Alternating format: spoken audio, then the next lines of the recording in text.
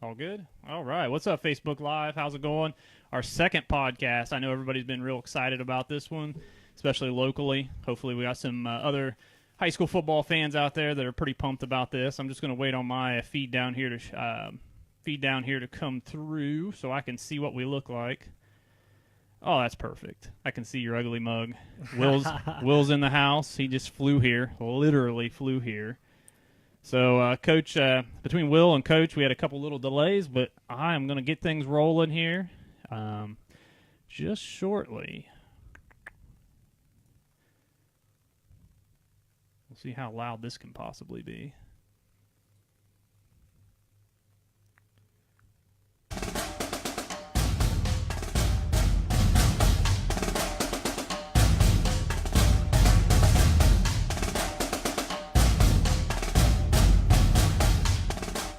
What is up, SoundCloud listeners? Facebook Live, how's it going, everybody? This is the Ryan Aiello Postgame Show, brought to you by East of the Bend Podcast, the official podcast of the Notre Dame Fan Club of Columbus. This is our second podcast adventure.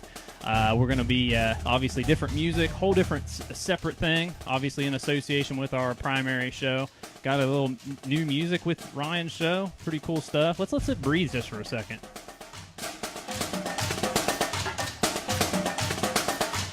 Oh, you gotta love that. Gotta love the royalty-free progression. So, 17-13 victory for the Wave on Thursday Night Football over in Maysville. Very nice victory. As a freaking thrilling game. Man, that's going to be hard to top the rest of the year. I mean, that was our first game covering from the sideline, and I know I didn't go to bed till like 2 a.m. after that. Yeah, right? Like, man, the drive home, I was just like, wow, that was great. I think we took 3 breaths between us on the way home talking about the game. That was a freaking great game. So we'll get Coach on the line here. I think I'm coming a little bit hot right at the moment. So I want to welcome in all of our Newark Catholic fans, welcome in all of our high school football fans. I did come down and talk to the team last week, but I didn't want to take too much time away from those guys. Real quick before we call Coach back, did want to mention just kind of what our plan is for Newark Catholic this season. We're going to be at 8 of the 10 games, as I posted online, and I told a lot of the players, but I'm sure half of them were listening to me and half of them were like, I want to hit somebody from Maysville. Forget this mess. Yeah. So we're going to be covering 8 of the 10 games. We have obligations next weekend with the Seneca game. We have obligations with our sponsor. We're doing a live show at Dempsey's, our live Notre Dame Michigan pregame show. So if you guys want to come down, any fans of any team, come on down, help cheer us on, maybe catch a little bit of the game, support our sponsor. And, it's Saturday night. It is a family-friendly environment, free parking, food and drink specials all evening. Celebrate a 2-0 start for the Green Wave. So we'll miss that one, and we're going to miss the Watkins game. I will be at the Notre Dame-Vanderbilt game that weekend. But other than that, we're going to be providing coverage, sideline stuff. It's only going to get better from here. Thursday, we'll always have a third person typically, and we'll be doing Twitter updates for if parents are out of town or can't make it to a game, or you extended family can't make it to a game, or you just know somebody that's a high school football fan, traditional prep powerhouse like Newark Catholic, that just want to follow. I'm going to do Twitter updates from the sideline. Will's on photography. All those photographs will be free to parents, family members, students. We're committing ourselves to kind of a Newark Catholic experience, if you will. We might. Who's the dude? What is it? The Marty Party on ESPN? Who am I thinking of? I don't know. I don't watch ESPN. I know, and I try not to. What's the guy's name? I can't think of his name. Where he's crazy, but we might jump up in the student section is what I'm getting at. Get the selfie stick out there, run some Facebook Live stuff. We're gonna get some walks out of the tunnel. YouTube, 94 feet with Jay Billis. We're gonna be doing some stuff like that pregame with Coach Aiello.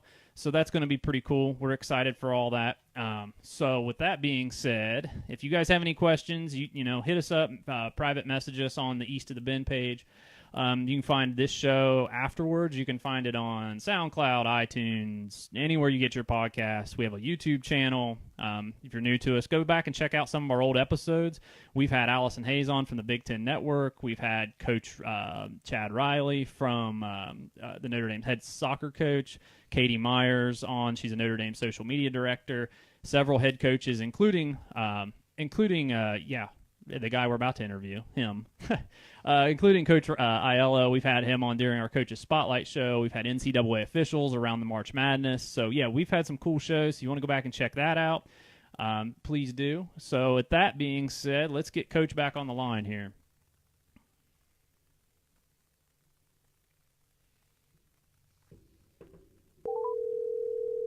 See if he answers. If he's just canceled my own show on us. Yeah. Hello. Hey, Coach Ryan Aiello, you are on your show. How's it going, man? Yeah, it's going very well. I bet it is. Doing great, man. Doing great. So, yeah, man, this is your show. When you go back and listen to this, you have completely new music for that's separate from ours, from the East of the Bend podcast. We're doing it completely different. This is all based around it's neat. You and your program, man. So awesome. Yeah, that's excellent. Thank you. Absolutely, sir. So 17-13 over Maysville. Man, first night as a head coach, at any level, right? Were you even like a head peewee coach or anything like that? No. This is my first head coaching experience. Yeah. So I gotta ask, man, what was your feeling going into that first night? First night at the helm. Yeah, I'll tell you, I was just excited. Obviously, just excited about being in that particular situation, being at Newark Catholic. Excited for my coaching staff. This is the first year. Obviously, we're together for the first time. Excited for the seniors, the Newark Catholic community, and just overall the entire team. All the guys from top to bottom. So just excited, really, to be honest with you. I mean, that was a beautiful atmosphere out there at Maysville. They've got a great campus set up. So it was just a great atmosphere. Just looking forward to getting that kickoff started. Oh, absolutely. And you know what's funny? I'll tell kind of a little inside information on you is I knew you were relaxed. We were standing there, and I hesitated to even say much other than "How's it going, Coach?" And you asked me how my day had went and what I got into. I'm like, you are about to coach your first game. Don't worry about me. So that's awesome, man. That's awesome. We definitely enjoyed the experience with you. Well, good. I appreciate you guys being there. Excuse me. So, Coach, watching the game and looking back at it now, it seemed like it was a very physical game, real hard hitting on both ends. So what did you think about all that? Did you think it was going to affect your kids, positive or negative? Well, that's a great question, Will. I knew going into it, Maysville is an extremely physical team. Obviously the size that they've got up front, the style of offense that they have in the wing tee, how they run their defense with that over front, stacking those backers in the box. I mean, they pride themselves on the physicality. And, I think the toughest thing for us as a coaching staff was really to evaluate where our kids were at from a physicality standpoint. It was unfortunate that we didn't get that Bishop Reedy scrimmage. That was going to be really our true test to kind of get any evaluation of where we were going to be. The way we run our practices, it's very controlled. From the standpoint of tackling and hitting and stuff like that. Obviously, our primary focus is to try to keep these kids as healthy as we possibly can. So that's really, that was the biggest question mark. How are we going to handle that size, those types of schemes for 4 quarters? And I was very proud of our kids and how they handled themselves throughout the course of the game. There are a couple moments where, kind of late in that third quarter or early fourth quarter where you saw a little fatigue, but they were able to pull themselves together and finish, which was great. Very proud of those kids. Yeah, some of the hits that were happening, you could tell it was opening night, and both teams were eager to hit one another. I think I'm still sore from some of those hits. So it seemed like both teams were trying to establish the run early. Was that your game plan early on? Was to establish the run? Because one of the things I noticed is, you got Maysville has a possession, you guys have a possession, and next thing you know, the first quarter's over. It almost reminded you of an Army-Navy game, the way the clock ticked away. Yeah, no, that is a good comparison too. It was great. To answer your question, yes, we did want to try to get some run going. Get Mikey Canning, a senior running back for us. Wanted to get him in a little bit of a rhythm. See where we are at. That way, if we felt that we couldn't handle it based on what was going on, we as coaches can make the adjustments that we needed to compensate for that. But for the most part, we did a pretty good job. Obviously not happy with it, 100% as a coach, looking back at the film now, being a few days out, I mean, it was great teaching tape for us. Here are some things that we need to do better from a technique standpoint, fundamental standpoint, and from a coaches. There's definitely some things that we saw that we could do better within the run game to put those guys in a better situation. So, as we all know, you want to score more points than the opponent, right? You want at least one more than the team you're playing. But one of the most important things, in my opinion, and you can tell me if it's the same for you. On your first drive, you guys marched down the field, and then you got some points. How important is that for the mentality of the players, just the game planning for everything? Oh, it was huge. I mean, Will, you're spot on with that. I mean, I think it was maybe an 80 play drive or 80-yard drive, excuse me, what we went through. We had to come out with some points. You're exactly right. To not have come out with some points would have been a huge hit, and especially being an away game too, losing that momentum. We just need to get some kids the confidence. Ryan Aiello, who is our sophomore kicker, who is our sophomore kicker. That was big for him too. I spoke to that young man the day after, and just how instrumental that was. It wasn't the prettiest kick in the world, going off that right goalpost there to fall in. Wasn't the prettiest thing in the world, but I gave him confidence. He had a great leg behind it. We just need to center that thing up, and then to finish off with 2 extra PATs. It was huge. Really gave the kids a lot of confidence. And what was great is how we transitioned with them going offensively first. So to have gotten that stop from a defensive standpoint, then to go down and score, that really gave our entire team a lot of confidence moving forward. Yeah, it seems like the kicking game is important in football, especially at the high school level. Definitely. Yeah, it was. I mean, you noticed that. One of the things I noticed was just how important special teams was on Thursday night. I mean, you guys, you made all your extra points. Despite the doink you very much field goal. Hey, it went in. That's what your kicker will tell you. Kickers, they're crazy. So, but did it go in, Coach? Yeah, but did it go in? And then even on both sides of the ball, the punting was very good. I mean, I know you guys got pinned deep once by Maysville. Definitely, it just shows the importance of that. Now, on the second drive, you come out and I'd say your quarterback would echo my statement here, and I hate to use the word, but it was an ugly interception. And definitely. And what do you say to your quarterback when he has a pick like that? When he comes onto the sideline.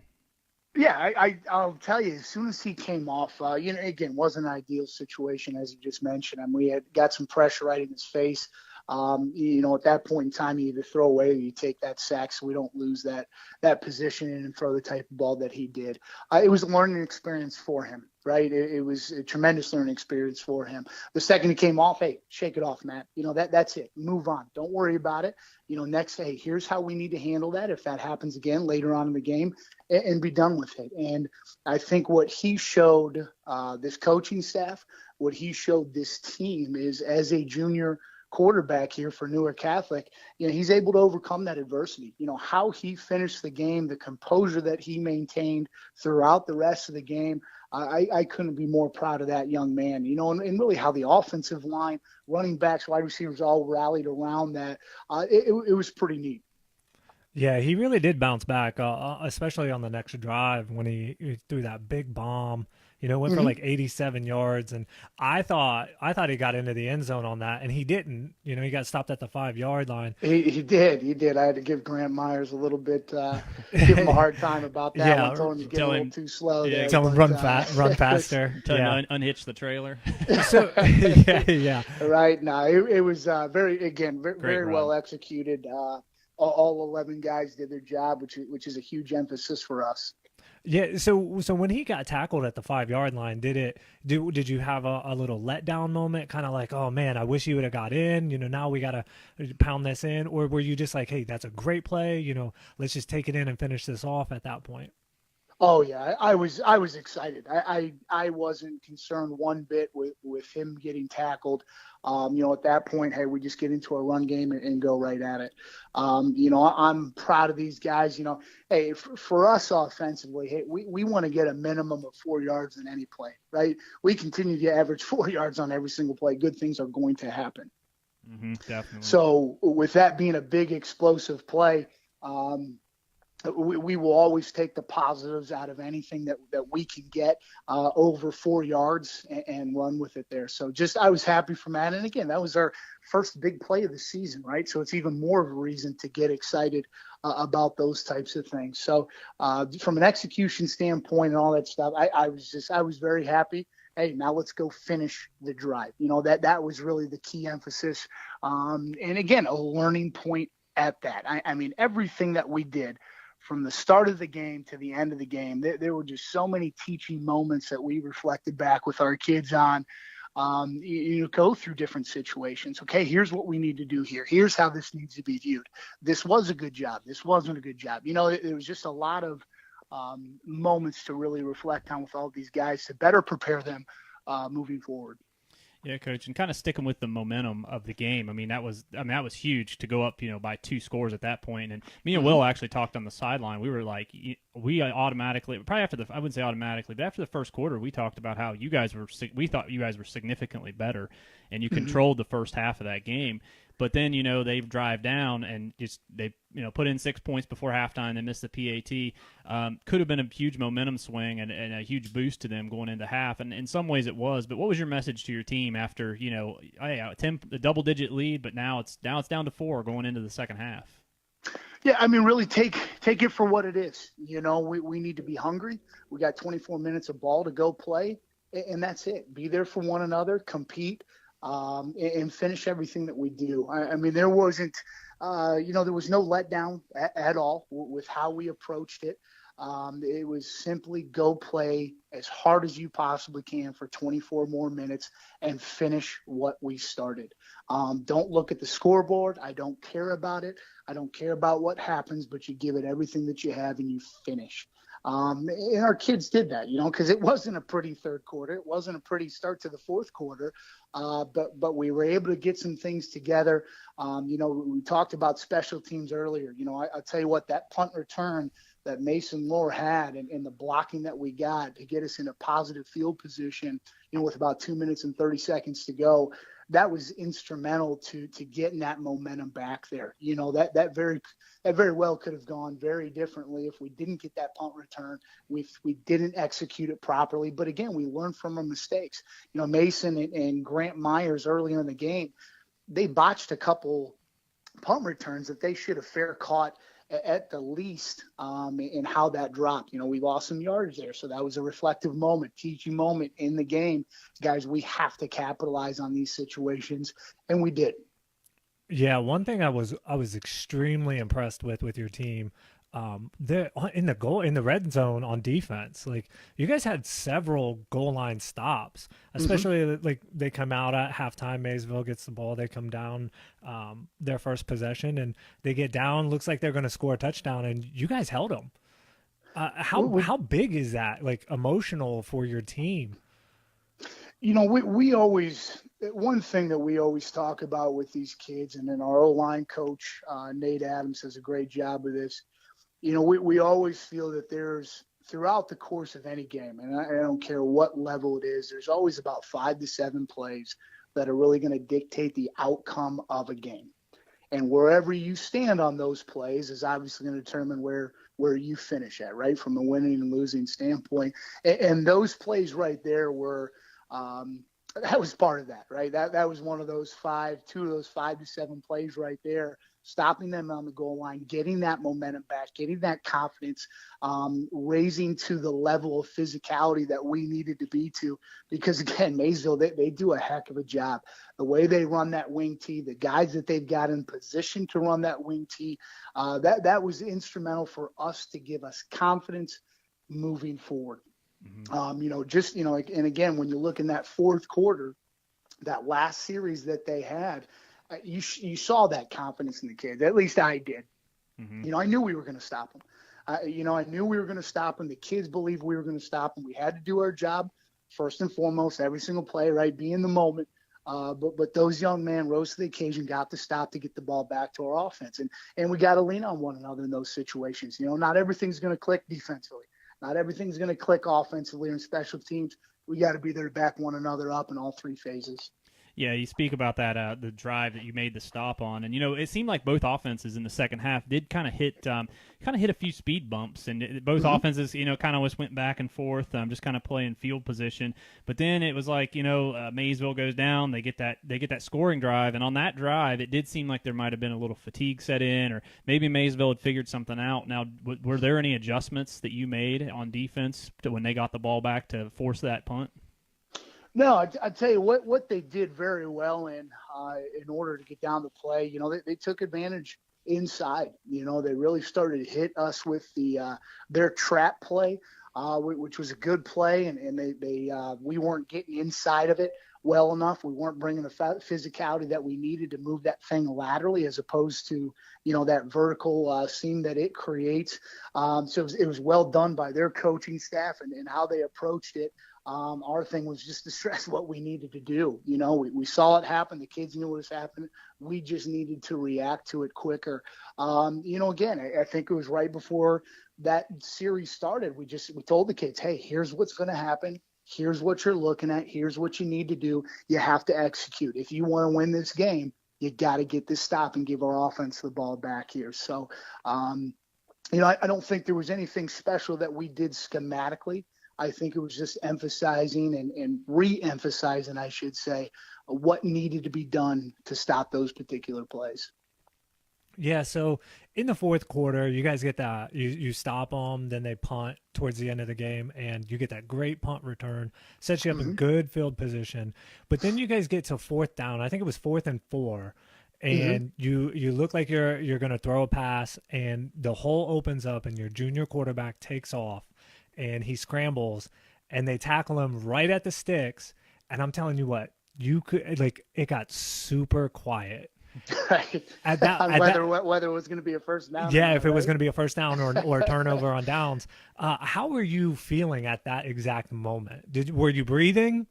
I was. I just it's one of those things. You're so into the moment. You're focused on the next play, I guess is what I'm trying to get to. You're trying to be one step ahead of the game, right? The expectation in 4th and 7 is to get the first down. What do we need to do once we get that first down? Now, that's not how we scripted it. That's not what we wanted to happen. It's for our quarterback to be scrambling out of the pocket there, but it was a very intuitive play by Matt and how the holes opened up with our pass protection, and it worked out. But that wasn't the play that we called up. That's for sure. Was a quarterback scramble coming out of there. Again, these are reflective coaching moments for us as well, and how we can better put these young men in a position to be successful. But Matt made a great play.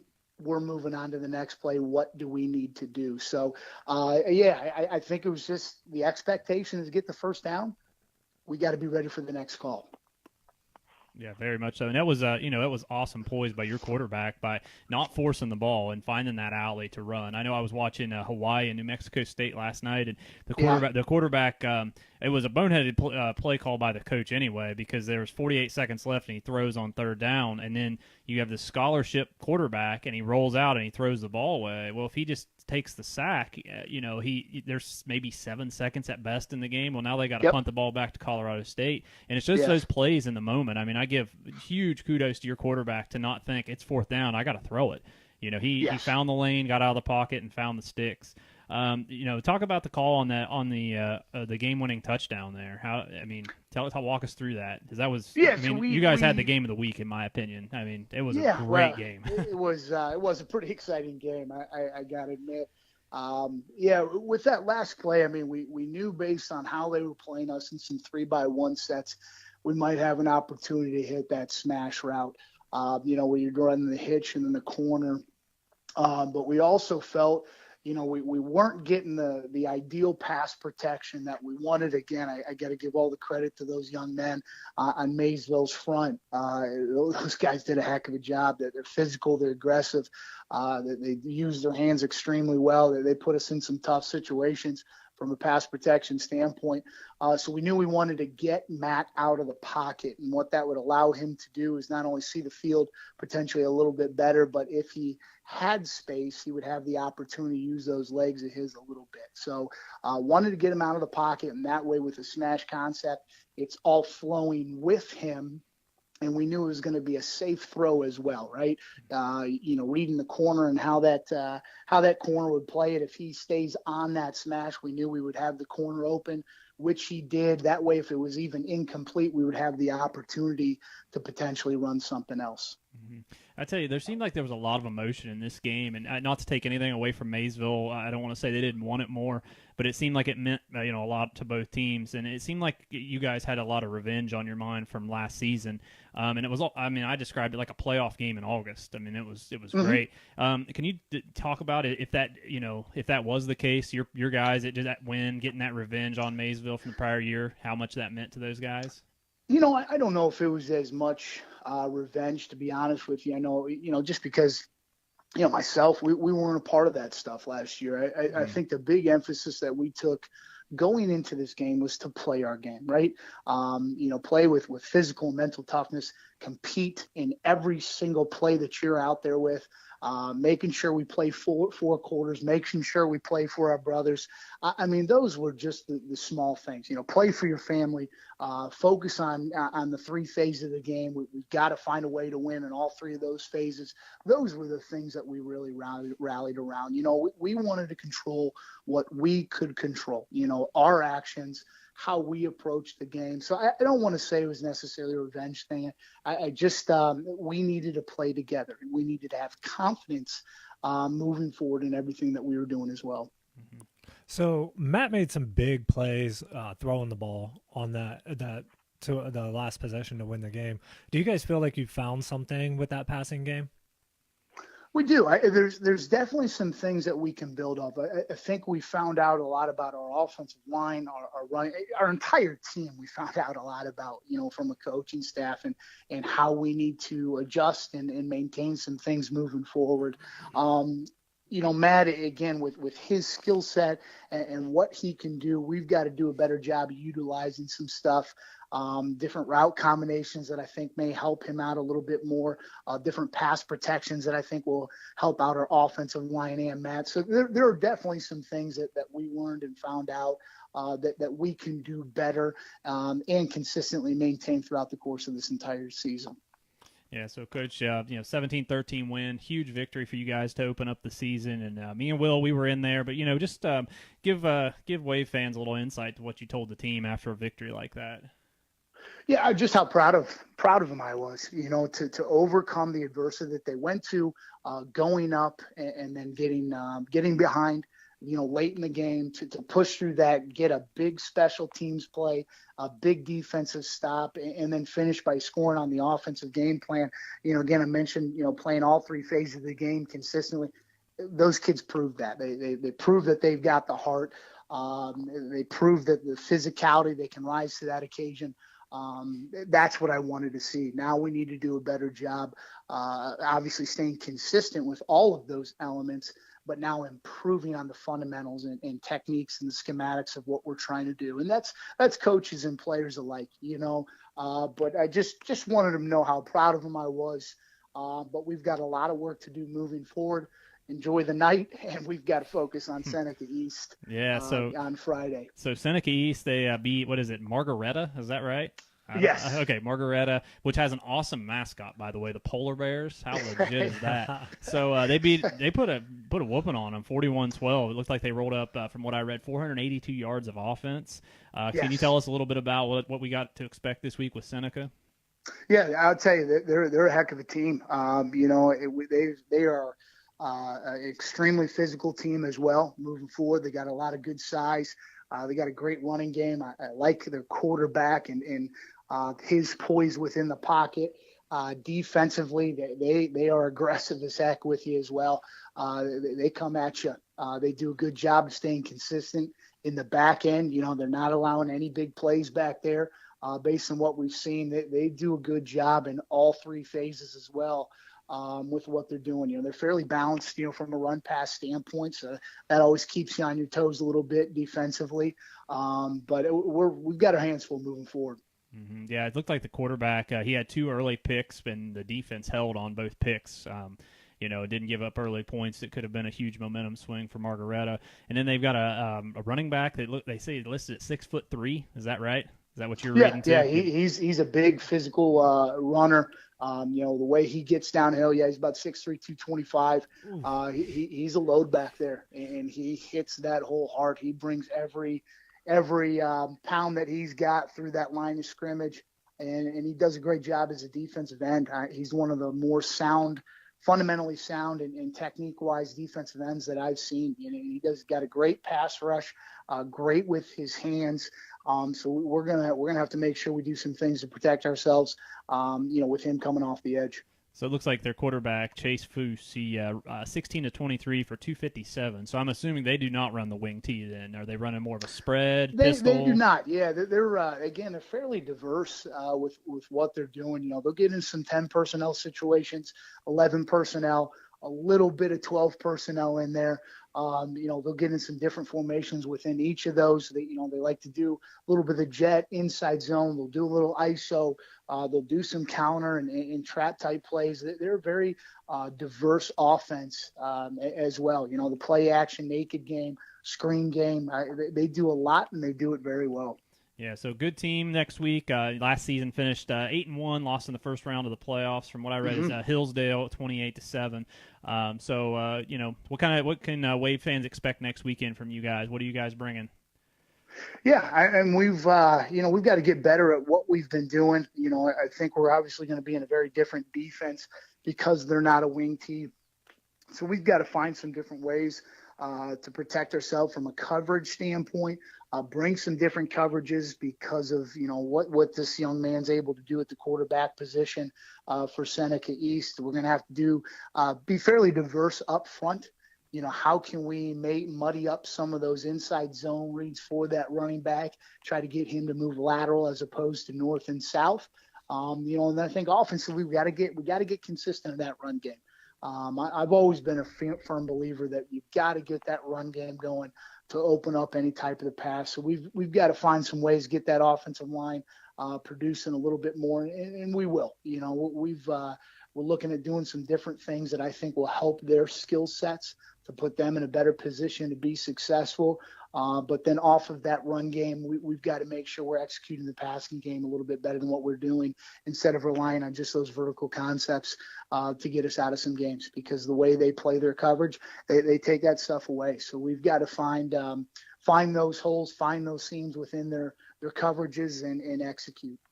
All right, Coach, 17-13 victory, 1-0, start of the Aiello era. You're undefeated, Coach, like I said in your first post-game interview there after the game. You're undefeated. You know, you're like the leadoff hitter that hit a home run off the first pitch. So congratulations, Coach. We look forward to you survived your first show. How you feel? Hey, feel good about it. I appreciate what you guys are doing. I appreciate you guys following us. It means a lot to Newark Catholic community to get these young men this exposure. Absolutely, thank sir. You, Coach. No, thank you for letting us in the door. So my pleasure. So we will be skipping out on you next week. We got the live show at Dempsey, so we'll be prepping for that. But we got a lot of good stuff planned for you guys in the Newark Catholic community for that first home opener, which is going to be huge, and we're really excited for that. So am I allowed to ask what your initial predictions are of this Notre Dame Michigan game? Am I allowed to do that? Yeah, absolutely. Absolutely. I'll tell you, I started in the spring like, I didn't think it would be, I'd say 2 touchdowns, and now the closer it's getting, and I talked to Allison Hayes last week, who covers Notre Dame religiously, like that's what she does, and she thinks this is a loss, and so now I'm down to about a 2-3 point spread. Either way, it's going to be a heck of a game. It's going to be an electric atmosphere up there. I think that we're going to get them. I do. I think the team's too deep, too many upperclassmen. The defense not only returned 9 starters, but they're also deep. I mean, they're running line changes, the hockey line changes on the defensive line. So as long as Brandon Wimbush can be efficient, quarterback efficient play, and then we're replacing two big names, Quentin Nelson and Mike McGlinchey on the left side. Definitely. So Definitely. as Allison said, you don't really replace those guys. You just kind of hope that the replacement that is coming in can fill the shoes in some way, shape, or form. Definitely. I feel a little bit different. I'm not sold on Michigan. I think they're an above average team. I think Notre Dame pulls it out, wins by 17. Hey, I'll take that. Yeah, I'll take that. But he's the Buckeye fan on the show, so as he said last week, as a Buckeye fan, he's like, nothing scares me about Michigan. I'm like, yeah, well, okay, that's fine. Yeah, I tell you, it'll be interesting to see how their quarterback situation pans out. But I know they've got a pretty daggone good defense. Coming back, so that'll be interesting to see how that stuff pans out. Absolutely. And, hey, if you can get free, you're invited. You can be our special guest at Dempsey's next Saturday night. Absolutely. I greatly appreciate that. I'm going to do my best here. I just I got a stepdaughter that's got a tournament out in Indianapolis, so I might have to go visit her out there, watch her compete. Oh, no, that's totally understandable. Soccer tournament, correct? Yes. Yep. Yes. Well, yes. I don't know if we talked about this before, but Will's played soccer for like 85 years. 85 years of his 40 year life. Yeah, it's excellent. Yeah, 40-year life. So he might be interested if she plays locally ever. Maybe we'll drop in some point. Absolutely. Well, he's already there. Yeah, you just tell me where to go and I'll be there. So, Coach, we will see you in 2 weeks. We'll do some pregame stuff with you. If you don't mind, just shoot me a roster at some point so your kids don't hate me. So, hey, sounds good. That's not a problem at all. All right, Coach. And then after the game, maybe next Sunday, just maybe shoot me a text, or maybe we'll talk off the air just about the game against Seneca. Okay? Yeah, sounds great. All right, sir. Have a good one and good luck this week, and go Wave. Hey, thank you both so much. Mm-hmm. All right, guys, that was our first ever Ryan Aiello postgame show. That one went a little longer than we anticipated. They all do that. I just should hit a record it. They won't all be like that, I promise. We don't want to take up too much of Coach's time, but as you can tell, I'm a talker, and so is he. And yes. So, I'll take it. He gives awesome answers. He's great. I love talking to him. Yeah, he's great. Absolutely. So, so again, we are out next week. We apologize to Wave Nation out there. But me and Coach will talk.